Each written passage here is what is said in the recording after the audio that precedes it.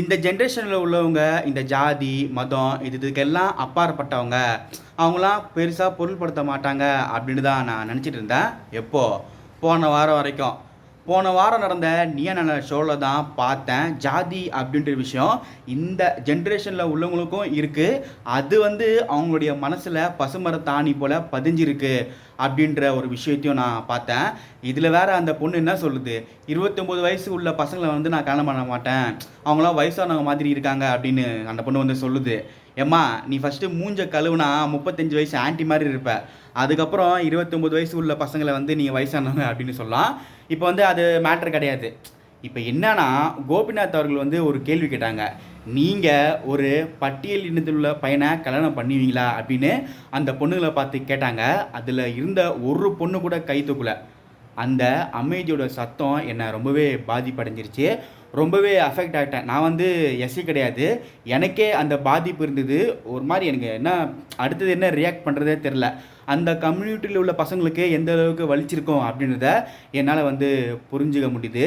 நீங்கள் பெருசாக என்ன சொல்கிறீங்க, மாடர்ன் சொசைட்டியில் இருக்கோம், எங்களுடைய தாட்ஸ் எல்லாமே மாடர்ன் டைப்பில் தான் இருக்கும், ஃபெமினிஸ்ட் பேசுகிறோம், ஃப்ரீடமாக இருக்கும், எங்களை யாருமே கண்ட்ரோல் பண்ணக்கூடாது, நாங்கள் இந்த பழைய மூட நம்பிக்கைகள்லாம் வெளியே வந்துட்டோம் அப்படின்னு சொல்கிறீங்களே.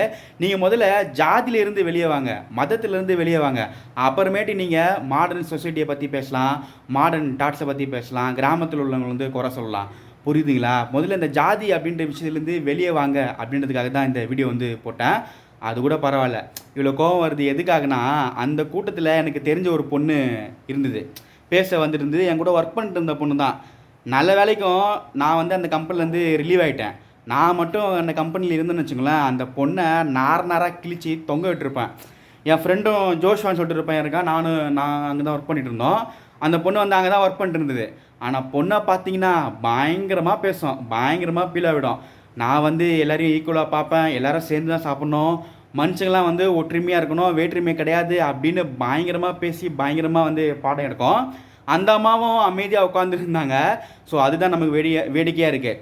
நமக்குள்ளேயே இருக்காங்க, ஜாதி பார்க்குறாங்க, மதம் பார்க்குறாங்க, ஆனால் நான் ஜாதியெல்லாம் பார்க்க மாட்டேன், மதத்தெல்லாம் பெருசாக நான் மைண்ட் பண்ண மாட்டேன், நம்ம எல்லாம் ஈக்குவலாக பழகுவோம் அப்படின்னு சொல்கிறாங்க. ஸோ இப்போ அவங்கள நினச்சா தான் பயமாக இருக்குது.